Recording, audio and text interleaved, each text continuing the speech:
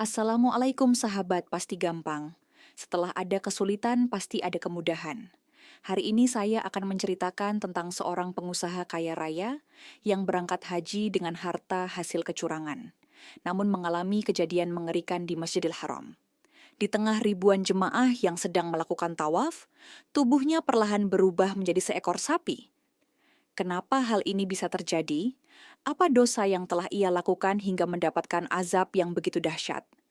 Namun sebelum itu, bagi yang beragama Islam, sempatkan tulis salawat di kolom komentar, supaya komentar itu menjadi saksi kita mendapatkan syafaat dari Rasulullah nanti di akhirat. Dan jangan lupa klik tombol subscribe dan like, agar kita bisa terus berbagi kisah penuh hikmah dan pelajaran hidup. Dukung channel ini agar terus berkembang dan memberikan konten bermanfaat untuk kita semua. Sekarang, mari kita mulai kisahnya. Rahmat duduk di ruang kerjanya yang mewah, dikelilingi harta benda yang melimpah. Di hadapannya, laporan keuangan menunjukkan keuntungan besar dari bisnisnya. Namun, di balik kesuksesannya ada banyak kecurangan yang telah ia lakukan. Ia sering menekan harga bahan baku dan menipu pelanggan dengan produk yang lebih murah dari kualitas seharusnya. Karyawan-karyawannya bekerja tanpa mendapatkan hak yang layak, sementara Rahmat menikmati hidup mewah. Uang adalah segalanya, gumamnya sambil menyesap kopi mahal di ruangannya. Suatu hari, ia mendapat tawaran dari seorang kolega untuk berangkat haji bersama. Rahmat awalnya enggan berangkat haji, merasa belum siap meninggalkan bisnisnya. Namun, teman-temannya mengatakan bahwa status sosialnya akan meningkat jika ia pergi ke tanah suci. Orang kaya sepertimu harus pergi haji. Itu akan membuat namamu lebih dihormati, kata seorang rekan bisnisnya. Dengan niat yang lebih condong pada gengsi, ia akhirnya memutuskan untuk mendaftar. Ia tidak peduli apakah uang yang ia gunakan halal atau tidak, selama ia bisa mendapat kehormatan dari orang-orang di sekitarnya. Istrinya, Siti, merasa ada yang ganjil dengan niat suaminya, tetapi ia tidak berani membantah. Semoga perjalanan ini membawa perubahan, bisik Siti dalam hati. Bandara internasional dipenuhi jemaah haji yang siap berangkat. Rahmat mengenakan pakaian ihramnya dengan percaya diri, merasa bangga karena duduk di kelas bisnis sementara jemaah lain berdesakan di kelas ekonomi. Beginilah seharusnya seorang pengusaha sukses, katanya sambil tersenyum puas. Selama di pesawat, ia tidak menunjukkan ketertarikan pada ibadah. Lebih sibuk dengan ponselnya untuk mengurus bisnis dari kejauhan. Sesekali, ia mengeluhkan pelayanan maskapai yang menurutnya tidak sesuai dengan harganya. Siti hanya bisa menghela napas, mencoba mengingatkan suaminya untuk lebih banyak berzikir. Namun Rahmat hanya menanggapinya dengan tawa kecil. Tenang saja, nanti di Makkah aku pasti ibadah juga. Begitu menginjakkan kaki di tanah suci, Rahmat merasakan sesuatu yang berbeda. Udara terasa berat, seperti ada beban yang menghimpit dadanya. Saat melihat Ka'bah untuk pertama kalinya, ia seharusnya merasa haru seperti jemaah lainnya. Namun, yang ia rasakan justru rasa gelisah yang tak bisa dijelaskan. Matanya memandang sekeliling, mendapati banyak jemaah menangis penuh syukur, tapi hatinya terasa kosong. Kenapa aku tidak merasakan apa-apa? Batinnya bertanya-tanya. Dalam diam, ia mulai merasa ada sesuatu yang tidak beres. Malam itu, setelah menjalani umrah pertama, Rahmat tertidur dengan tubuh yang lelah. Namun, tidurnya tidak nyenyak. Ia bermimpi berada di padang luas, dikelilingi oleh suara gemuruh yang tidak jelas sumbernya. Dalam mimpi itu, ia melihat sekawanan sapi berlarian. Matanya terfokus pada satu ekor sapi yang terlihat lebih besar dan kuat dari yang lain. Sapi itu menatapnya dengan mata tajam, seolah ingin menyampaikan sesuatu. Tiba-tiba, suara lantang bergema di langit. "Ingatkah kau dari mana asal hartamu?" Rahmat terbangun dengan keringat dingin, dadanya berdegup kencang. Ia melihat sekeliling kamar hotelnya, mencoba menenangkan diri, tetapi rasa gelisah itu tidak juga hilang. Keesokan paginya, Rahmat berjalan menuju Masjidil Haram untuk sholat subuh. Saat melangkah masuk, ia merasa ada yang memperhatikannya dari kejauhan. Setiap kali ia menoleh, tidak ada siapa-siapa, tetapi perasaan itu semakin kuat. Ketika ia mulai salat, kakinya terasa berat, seolah ada yang menahannya untuk sujud. Setelah salat, ia mencoba mengabaikan perasaan aneh itu dan melanjutkan aktivitasnya. Namun, ketika ia menatap pantulan dirinya di kaca hotel, ia melihat sesuatu yang mengejutkan. Untuk sesaat, bayangan dirinya tampak berubah. Ada sesuatu yang tidak manusiawi dalam pantulan itu. Rahmat semakin merasa ada yang salah dengan dirinya. Setiap kali ia berjalan, ia merasakan pandangan aneh dari orang-orang di sekitarnya. Ia mulai sulit tidur. Mimpi buruk datang setiap malam dengan bayangan sapi yang terus menghantui. Siti mulai khawatir, tetapi Rahmat bersikeras bahwa semuanya baik-baik saja. "Kamu terlalu banyak berpikir," katanya kepada istrinya, meskipun dalam hatinya ia sendiri merasa tidak yakin. Malam itu ia berdiri di jendela hotel, menatap Ka'bah yang bersinar dalam gelap. Ia tidak tahu bahwa keesokan harinya akan menjadi hari paling mengerikan dalam hidupnya. Pagi itu, Rahmat bersiap untuk melakukan tawaf bersama rombongan. Suasana di Masjidil Haram sangat khusyuk. Ribuan jemaah mengitari Ka'bah dengan penuh ketundukan. Namun, saat Rahmat melangkah masuk ke dalam area tawaf, dadanya kembali terasa sesak. Setiap kali ia mencoba berzikir, pikirannya malah melayang ke bisnisnya, ke uang yang ia kumpulkan dengan cara yang tidak halal. Telinganya mulai berdengung, suara orang-orang di sekitarnya terdengar samar. Tiba-tiba, ia merasakan telapak kakinya terasa lebih berat dari sebelumnya, seolah ada sesuatu yang mengganjal. Keringat dingin mengalir di pelipisnya, tetapi ia terus melangkah, berusaha menyelesaikan putaran pertama. Ketika memasuki putaran kedua tawaf, Rahmat mulai mendengar suara aneh yang bergema di telinganya. "Rahmat, Rahmat!" Suara itu berbisik, berat dan dalam, seperti berasal dari dalam dirinya sendiri. Ia menoleh ke kanan dan kiri, tetapi tidak ada siapapun yang memanggilnya. Ia mencoba mengabaikan suara itu, mempercepat langkahnya agar segera selesai. Namun, semakin ia berjalan, suara itu semakin keras, menggetarkan dadanya. "Rahmat, ingatkah kau pada kezaliman yang kau lakukan?" Suara itu kembali bergema. Langkahnya terhenti, dadanya berdegup semakin kencang. Tiba-tiba, Rahmat melihat sesuatu yang mengerikan di tengah kerumunan jemaah. Salah satu pria yang berjalan di depannya tiba-tiba berubah. Wajahnya berubah menjadi seekor sapi. Matanya membelalak, tubuhnya mundur beberapa langkah, mencoba mencari jalan keluar. Namun, ketika ia menoleh ke arah lain, ia melihat hal yang sama. Banyak jemaah yang kini memiliki wajah sapi, menatapnya dengan tatapan tajam. Ia mengerjap beberapa kali, mengusap wajahnya dengan tangan gemetar, berharap itu hanya ilusi. Tetapi semakin lama ia melihat, semakin nyata pemandangan itu di depan matanya. "Apa yang terjadi?" teriaknya dalam hati, tetapi tubuhnya terasa kaku, tidak bisa bergerak. Rahmat terhuyung, dadanya naik turun dengan napas yang tidak teratur. Ia ingin berlari keluar dari kerumunan, tetapi tubuhnya terasa lemas, seolah tidak bisa dikendalikan. Orang-orang di sekelilingnya tetap berjalan seperti biasa, tetapi bagi Rahmat, semuanya terasa asing dan menakutkan. Telinganya kembali berdengung, dan kali ini suara yang ia dengar semakin jelas. "Rahmat, sudah waktunya kau menerima akibat dari perbuatanmu."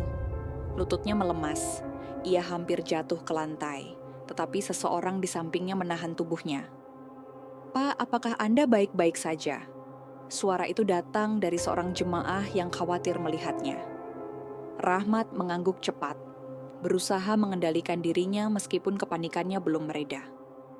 Namun, ketika ia menatap wajah jemaah yang membantunya, ia kembali terkejut. Wajah pria itu berubah, menyerupai seseorang yang sangat ia kenal. Mantan karyawannya yang pernah ia tipu. Kau, Rahmat terhuyung mundur, suaranya tercekat di tenggorokan. Mata pria itu tajam, penuh kemarahan yang tertahan, seperti menuntut balas atas apa yang telah terjadi di masa lalu.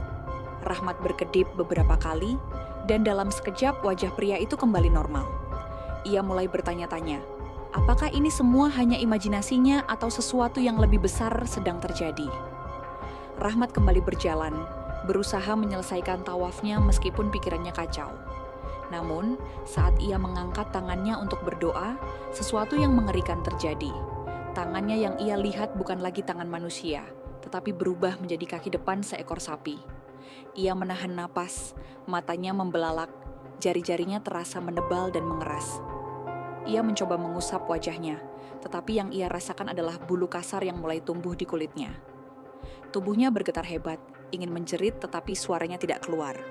Tidak mungkin. Ini tidak nyata, pikirnya, tetapi perubahan itu semakin terasa nyata. Rahmat berusaha keluar dari kerumunan, tetapi kakinya terasa semakin berat. Ia menabrak seorang jemaah yang menatapnya dengan wajah kaget. Astagfirullah, lihat tanganmu, seru jemaah itu, membuat orang-orang di sekitarnya ikut menoleh. Rahmat menatap tangannya sendiri dan melihatnya semakin berubah. Kulitnya kini benar-benar ditumbuhi bulu kasar, kuku-kukunya mulai menyerupai kuku sapi. Beberapa jemaah mulai mundur, beberapa lainnya berbisik panik. Allah, apa yang terjadi padaku? Suara Rahmat bergetar, tetapi tubuhnya terus berubah. Orang-orang mulai menjauh, suasana di sekitar Ka'bah berubah tegang. Rahmat jatuh berlutut di lantai marmer putih Masjidil Haram. Tubuhnya kini setengah manusia, setengah sapi. Beberapa petugas keamanan berusaha mendekatinya, tetapi mereka juga tampak ragu, tidak percaya dengan apa yang mereka lihat. Astagfirullah, ini azab dari Allah, bisik salah seorang jemaah, suaranya bergetar ketakutan. Rahmat menatap ke langit. Air mata mengalir di pipinya yang kini mulai berubah bentuk. Ia ingin berteriak, ingin memohon ampun, tetapi suaranya keluar dengan suara lenguhan seperti sapi.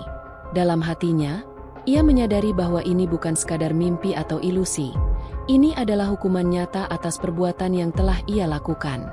Dan kini, di tengah ribuan jemaah yang menyaksikan, ia menerima balasan dari apa yang telah ia perbuat di dunia. Rahmat mencoba berteriak, mencoba meminta tolong, tetapi yang keluar dari mulutnya hanyalah suara lenguhan berat. Orang-orang di sekelilingnya semakin panik, beberapa mundur ketakutan, sementara yang lain hanya bisa beristighfar. Subhanallah, apa yang terjadi pada orang ini? Seorang jemaah berbisik sambil menutup mulutnya. Rahmat memandang tangannya yang kini benar-benar berubah menjadi kaki sapi. Jari-jarinya menghilang, digantikan dengan kuku keras yang menapak di lantai marmer. Ia berusaha berdiri, tetapi kakinya terasa berat. Lututnya tak lagi bisa bergerak seperti manusia. Petugas keamanan semakin mendekat, mencoba mencari tahu apa yang terjadi. Tetapi mereka sendiri tidak percaya dengan apa yang mereka lihat. Rahmat merasa dunia di sekelilingnya mulai berputar. Kesadarannya semakin menipis di tengah suara bisikan dan teriakan ketakutan dari jemaah lain.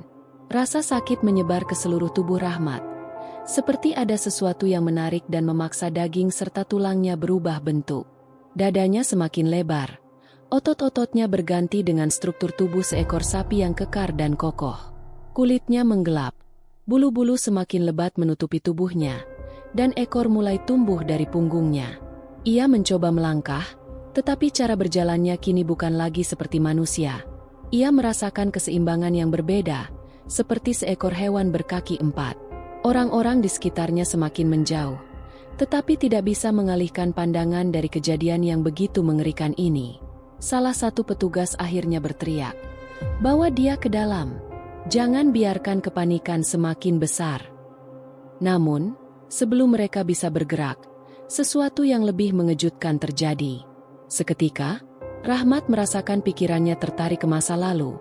Semua dosa yang pernah ia lakukan terputar kembali di kepalanya. Ia melihat dirinya bertahun-tahun lalu, menandatangani kontrak bisnis yang penuh kecurangan. Ia melihat wajah para karyawan yang ia rugikan, yang ia bayar di bawah standar demi keuntungan pribadinya. Ia melihat seorang petani tua yang menangis ketika harga hasil panennya ditekan hingga tak bernilai, hanya demi memperbesar margin keuntungan Rahmat. Semua wajah itu menatapnya dengan ekspresi penuh kekecewaan, seolah menuntut keadilan atas apa yang telah ia lakukan. Tidak, aku tidak ingin melihat ini, batinnya berteriak, tetapi ingatan itu terus berputar tanpa bisa dihentikan. Ia mulai menyadari, semua ini bukan sekadar kejadian aneh, tetapi adalah balasan atas semua perbuatannya. Di tengah pikirannya yang dipenuhi penyesalan, sebuah suara berat kembali menggema, memenuhi seluruh ruang dalam kesadarannya. "Kau mengira kau bisa lari dari balasanku?" Suara itu terdengar begitu dalam dan penuh wibawa, mengguncang seluruh jiwanya. Rahmat mencoba menjawab, tetapi tidak ada suara yang bisa ia keluarkan. "Hartamu, kekuasaanmu, kesombonganmu, kau gunakan tanpa memikirkan halal dan haram. Kau abaikan hak-hak orang lain. Dan sekarang, kau menerima balasan dari apa yang telah kau tanam." Jantung Rahmat berdetak begitu cepat. Ia ingin menangis, ingin bersujud dan memohon ampun, tetapi tubuhnya tak lagi bisa melakukannya. Ampuni aku, Allah," bisiknya dalam hati, meskipun mulutnya hanya bisa mengeluarkan lenguhan panjang. Namun, suara itu tidak langsung menjawab, hanya meninggalkannya dalam kesunyian yang menyesakkan. Di sekitar Rahmat, suasana semakin kacau. Jemaah semakin banyak yang melihat kejadian itu dan mulai berdesakan, ingin tahu apa yang terjadi. Petugas keamanan dengan cepat mencoba mengendalikan situasi, meminta jemaah untuk tetap tenang dan tidak mendekat.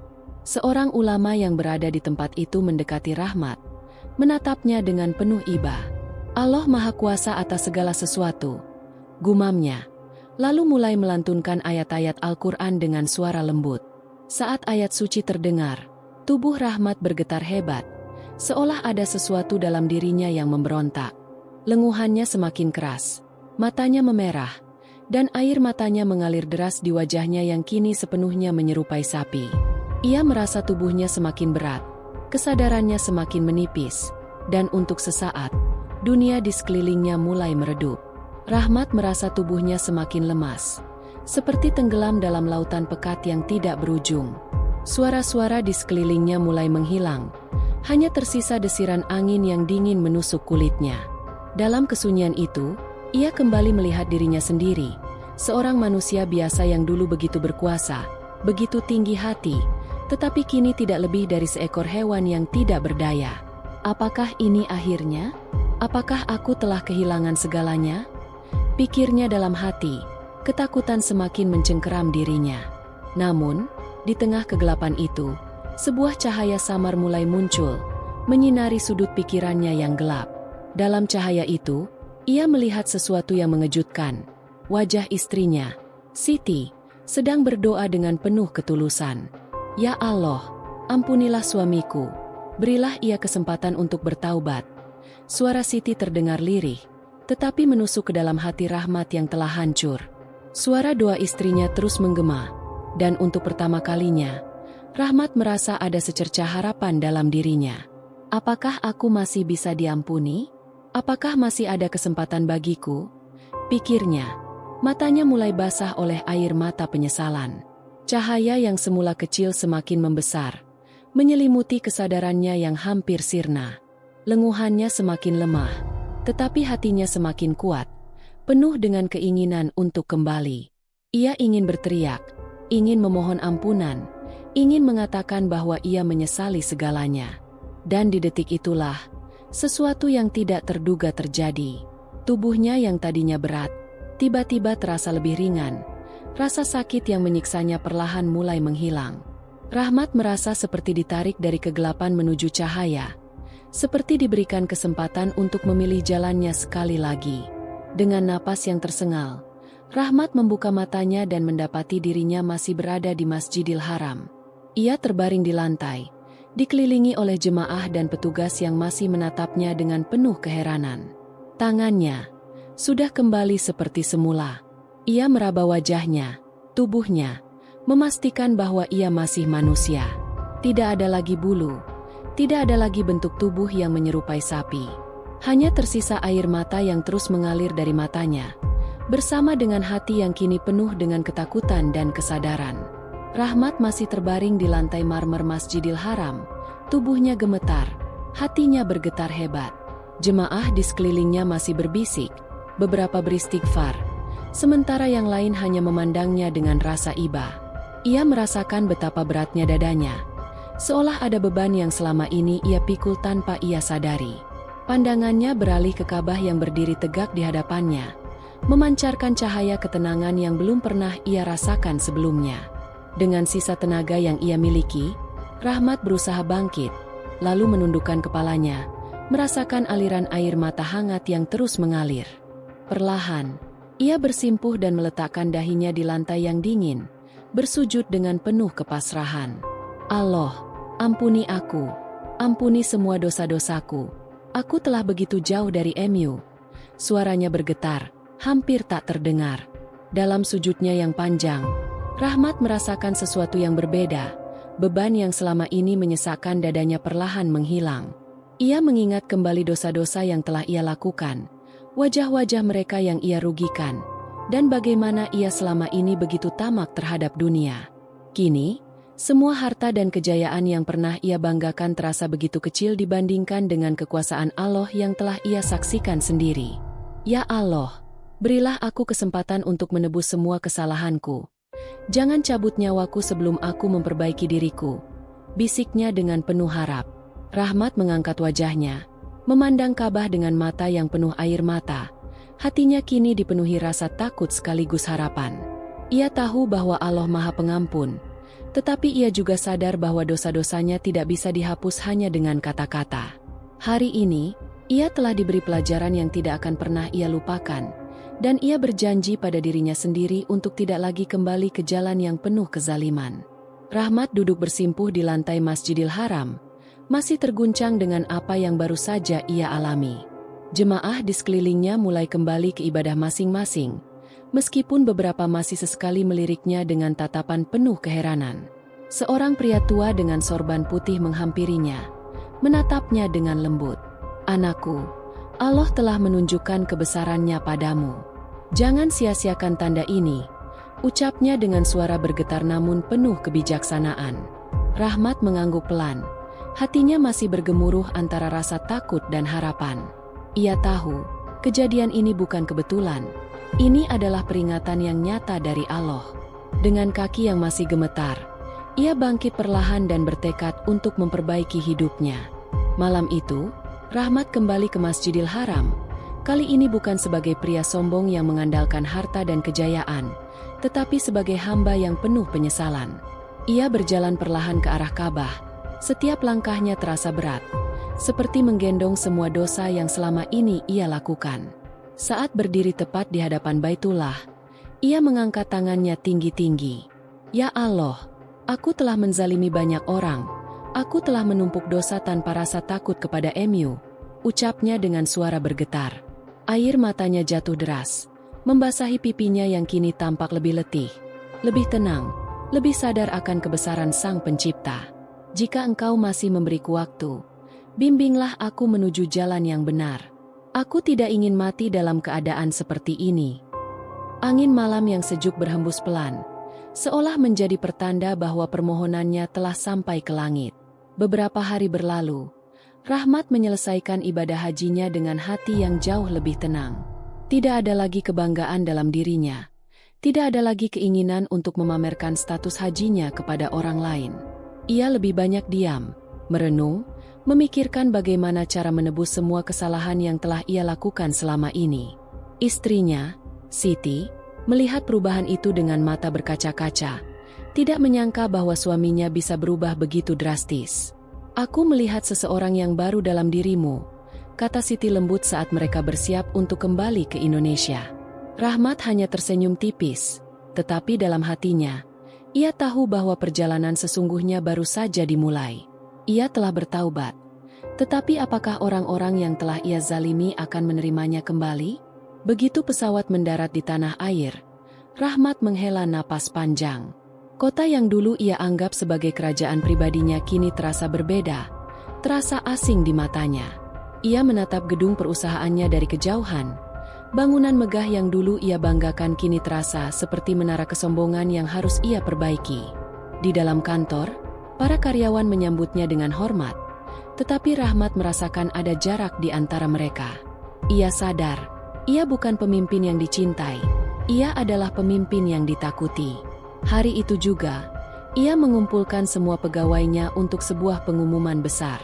Di ruang rapat utama, semua karyawan duduk dengan penasaran, menunggu apa yang akan disampaikan oleh pemilik perusahaan mereka.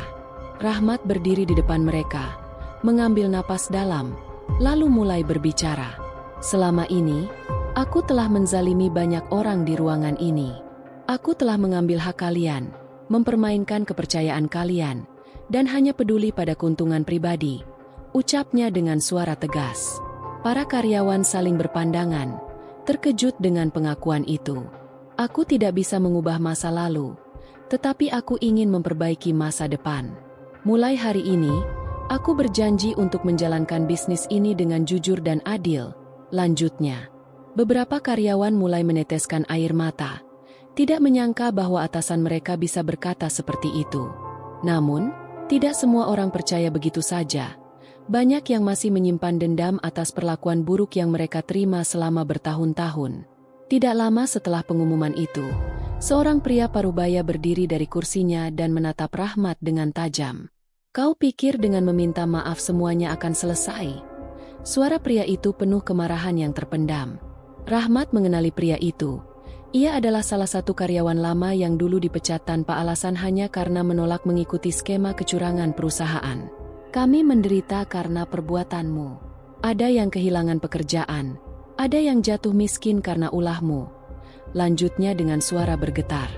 Beberapa karyawan lain mulai mengangguk, menunjukkan bahwa mereka merasakan hal yang sama. Rahmat menundukkan kepalanya, menahan air mata yang hampir jatuh. Ia tahu bahwa ini adalah akibat dari perbuatannya, dan ia siap menerima konsekuensinya. "Aku tidak meminta kalian untuk langsung memaafkanku.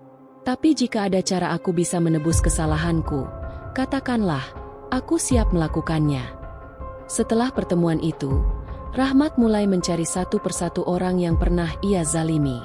Ia menemui para petani yang dulu ia peras, meminta maaf, dan mengganti kerugian mereka dengan harga yang lebih adil.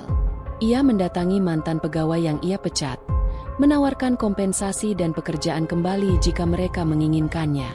Ia juga mulai memperbaiki sistem perusahaan, menghapus praktik kecurangan, dan memastikan bahwa setiap pegawai mendapatkan haknya secara adil.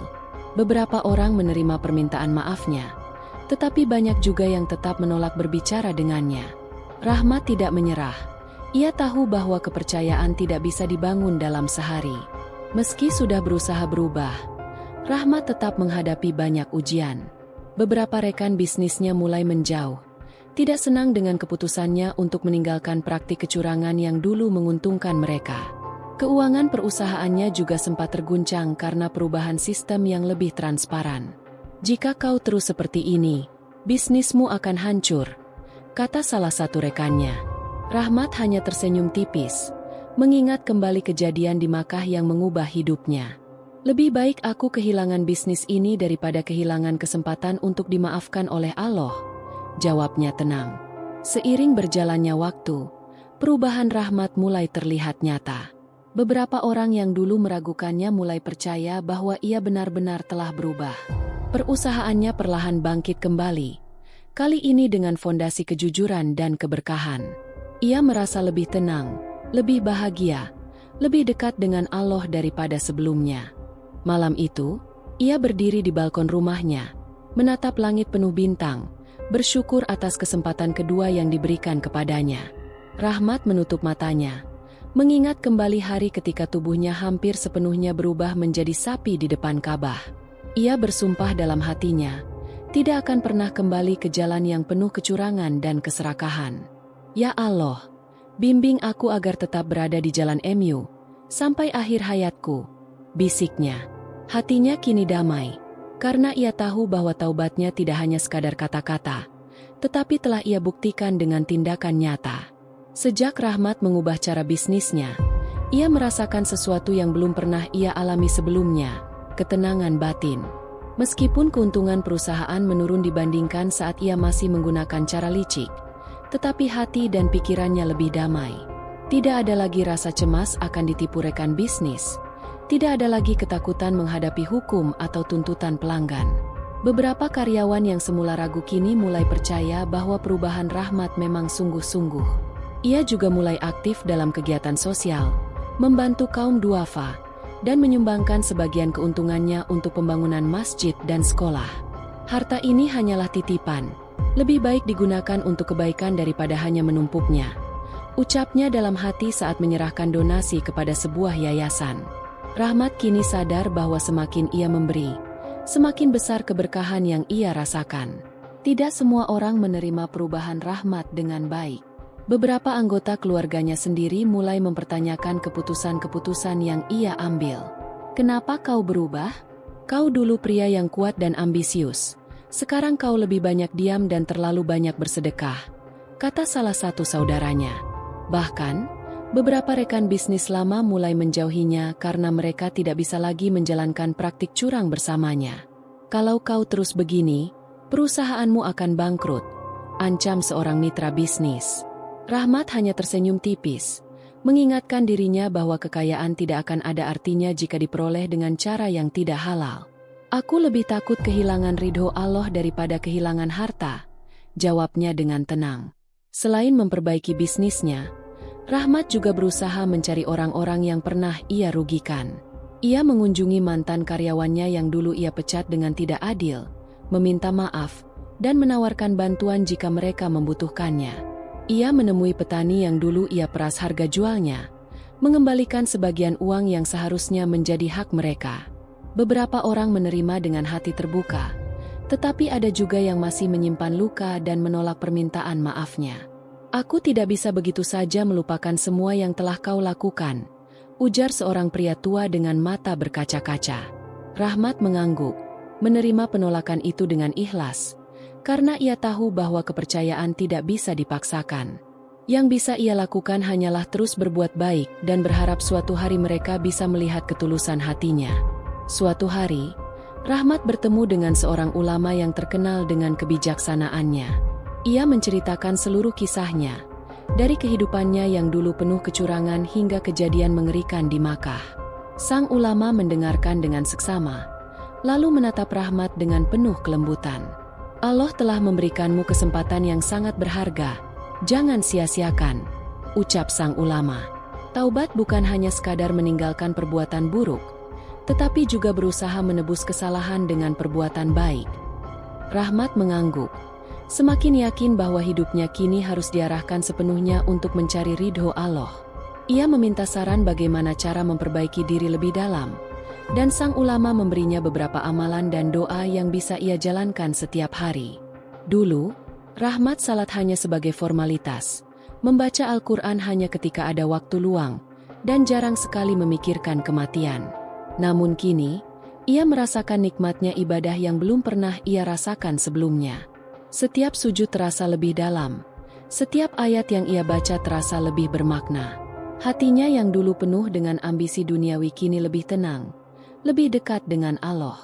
Ia mulai menghadiri majelis ilmu secara rutin, belajar dari para ulama, dan mengajak keluarganya untuk lebih mendalami agama. Dulu aku mengejar dunia, sekarang aku hanya ingin mengejar akhirat, ucapnya kepada istrinya, Siti, yang tersenyum penuh syukur melihat perubahan suaminya. Rahmat akhirnya menemukan kedamaian yang selama ini ia cari, bukan dalam harta, tetapi dalam ketaatan kepada Allah. Suatu hari, Rahmat mendapat kabar buruk. Salah satu mitra bisnis lamanya menggugatnya atas kontrak lama yang pernah ia buat. Mereka menuduh Rahmat melakukan pelanggaran dan menuntut ganti rugi dalam jumlah besar. Ini adalah ujian yang sangat berat baginya, karena jika kalah, perusahaannya bisa bangkrut dalam sekejap. Allah sedang mengujiku. Apakah aku benar-benar sudah berubah atau masih tergoda kembali ke jalan lama? Pikirnya dalam hati. Beberapa orang menyarankan Rahmat untuk melawan dengan cara curang, tetapi ia menolak. Aku akan melawan dengan cara yang benar. Jika ini memang takdirku, aku akan menerimanya. Ia menghadapinya dengan penuh tawakal, percaya bahwa jika ia tetap dalam kebenaran, Allah tidak akan meninggalkannya. Kasus hukum itu berjalan selama berbulan-bulan, membuat banyak orang mengira bahwa ini adalah akhir bagi Rahmat. Namun, sesuatu yang tidak diduga terjadi. Saat sidang terakhir, bukti baru muncul yang membuktikan bahwa Rahmat tidak bersalah. Pengadilan akhirnya membebaskannya dari semua tuntutan, dan namanya kembali bersih. Ia sujud syukur, menyadari bahwa kejujuran memang selalu memiliki jalannya sendiri. Ini adalah pengingat baginya bahwa Allah selalu bersama orang-orang yang benar. Rahmat merasa semakin yakin bahwa jalan yang ia pilih sudah benar, dan ia tidak akan pernah berpaling lagi. Setelah melewati berbagai ujian, Rahmat merasa bahwa ia tidak ingin hidupnya hanya tentang bisnis dan keuntungan. Ia mulai membangun lembaga amal untuk membantu orang-orang yang membutuhkan. Ia menyumbangkan sebagian besar kekayaannya untuk pendidikan, kesehatan, dan dakwah. Banyak orang yang dulu membencinya kini mulai melihat perubahan dalam dirinya dan perlahan memaafkannya. Ia tidak lagi mengejar pujian atau penghormatan dari manusia. Ia hanya ingin mencari ridho Allah. Dulu aku bekerja keras untuk menjadi kaya. Sekarang aku bekerja keras untuk menjadi lebih dekat dengan Allah, ucapnya kepada keluarganya. Kini, ia benar-benar merasa bahagia dengan cara yang tidak pernah ia bayangkan sebelumnya. Suatu malam, Rahmat bermimpi kembali berada di Makkah, tetapi kali ini suasananya sangat berbeda. Ia melihat dirinya sedang tawaf di sekitar Ka'bah, bukan lagi dengan rasa takut, tetapi dengan penuh ketenangan. Tidak ada lagi suara yang menghukumnya. Tidak ada lagi bayangan masa lalu yang menghantuinya. Hanya ada cahaya, ketenangan, dan suara lantunan zikir yang membuat hatinya damai. Saat ia membuka matanya, ia tersenyum. Ini adalah tanda bahwa Allah telah menerima taubatnya. Rahmat duduk di teras rumahnya, melihat matahari terbit dengan hati yang penuh syukur. Ia tidak tahu berapa lama lagi ia akan hidup, tetapi ia yakin bahwa ia tidak akan menyia-nyiakan waktu yang tersisa. Kini, ia hanya ingin hidup dalam kebaikan, meninggalkan jejak yang bermanfaat bagi orang lain. Ya Allah, jadikan aku hamba yang tetap istiqomah hingga akhir hayatku, bisiknya dalam doa terakhirnya di pagi itu. Dengan hati yang tenang, ia melanjutkan hari-harinya dengan penuh keikhlasan, karena ia tahu bahwa hidupnya kini benar-benar berada di jalan yang benar. Rahmat kini memahami bahwa tidak ada dosa yang terlalu besar jika seorang hamba benar-benar bertaubat. Ia teringat firman Allah dalam Al-Quran yang memberinya harapan. Katakanlah, wahai hamba-hambaku yang melampaui batas terhadap diri mereka sendiri, janganlah kalian berputus asa dari rahmat Allah. Sesungguhnya Allah mengampuni dosa-dosa semuanya. Sungguh, Dialah yang Maha Pengampun, Maha Penyayang. Quran Surat Az-Zumar 53. Air matanya kembali mengalir saat membaca ayat itu. Sebuah pengingat bahwa Allah telah memberinya kesempatan untuk memperbaiki diri. Ia semakin yakin bahwa selama seseorang bersungguh-sungguh dalam taubatnya, maka pintu ampunan Allah akan selalu terbuka. Rahmat sering merenung tentang bagaimana harta yang tidak halal telah membawa azab kepadanya. Ia membaca kembali hadis Rasulullah yang dulu sering ia abaikan. Setiap daging yang tumbuh dari hasil yang haram, maka neraka lebih pantas baginya. Hadis riwayat Ahmad. Hadis ini menusuk hatinya, mengingatkan bagaimana selama bertahun-tahun ia menumpuk harta dengan cara yang tidak benar. Namun kini, ia ingin memastikan bahwa semua yang ia miliki berasal dari sumber yang halal dan penuh keberkahan. Tidak ada gunanya kaya di dunia jika di akhirat aku harus mempertanggungjawabkannya dengan siksaan, gumamnya. Ia bertekad untuk tidak pernah lagi mengulangi kesalahan yang sama. Setelah kejadian di Makkah, Rahmat mulai menjalankan bisnisnya dengan prinsip yang lebih Islami. Ia mengingat kembali sabda Rasulullah, pedagang yang jujur dan terpercaya akan bersama para nabi, orang-orang yang benar, dan para syuhada. Hadis riwayat Tirmidzi. Dulu, ia berpikir bahwa keuntungan adalah segalanya. Tetapi kini ia memahami bahwa keberkahan jauh lebih penting daripada sekadar angka di rekening. Meskipun tidak sekaya dulu, ia merasa lebih damai, lebih ringan, dan lebih bahagia. Ia sadar bahwa dengan cara yang halal, Allah lah yang akan mencukupi rezekinya, bukan tipu daya manusia. Suatu hari, Rahmat mendengar kabar tentang kematian seorang pengusaha yang dulu menjadi rekan bisnisnya. Pengusaha itu meninggal mendadak, meninggalkan harta melimpah tetapi tanpa kesempatan untuk bertaubat. Rahmat terdiam, mengingat firman Allah, tiap-tiap yang bernyawa akan merasakan mati. Kemudian hanya kepada kami kamu dikembalikan. Quran Surat Al-Ankabut 57. Ia sadar bahwa kematian bisa datang kapan saja, dan yang paling penting bukanlah seberapa banyak harta yang dimiliki, Tetapi bagaimana seseorang menghadap Allah dalam keadaan yang bersih dari dosa? Sejak saat itu, ia semakin giat dalam ibadah, semakin rendah hati, dan semakin menjauh dari urusan dunia yang berlebihan. Ia hanya ingin satu hal, meninggalkan dunia ini dalam keadaan husnul hatimah. Suatu pagi, Rahmat duduk di masjid setelah salat subuh, menatap langit yang mulai terang dengan hati yang damai. Ia tersenyum, merasa bersyukur atas setiap detik kehidupan yang masih Allah berikan kepadanya. Ia mengingat kembali ayat yang selalu ia baca setiap kali rasa takut akan masa lalunya muncul. Barang siapa yang bertaubat setelah berbuat zalim dan memperbaiki diri, maka sesungguhnya Allah menerima taubatnya. Sungguh, Allah Maha Pengampun, Maha Penyayang. Quran Surat Al-Ma'idah 39. Ayat itu menjadi pengingat baginya bahwa tidak ada kata terlambat untuk berubah.